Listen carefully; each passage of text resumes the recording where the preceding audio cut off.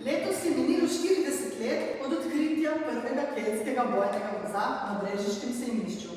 Izkopani ostanki voza so bili razdeljeni med dva grobova keltskih bojevnikov.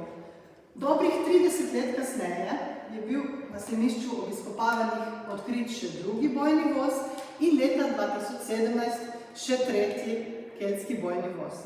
Ob konzerviranju in restauriranju kovinskih delov tretjega odkritega bojnega voza smo se v Posavskem muzeju Brežice odločili rekonstruirati to bojno in prevozno sredstvo tudi v naravnem merilu.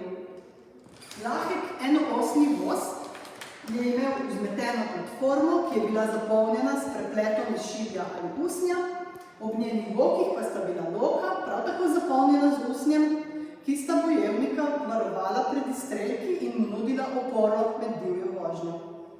Na koncu kolesa vidimo dvojni jarem, v katerega sta bila vprežena dva lahka okretna konja.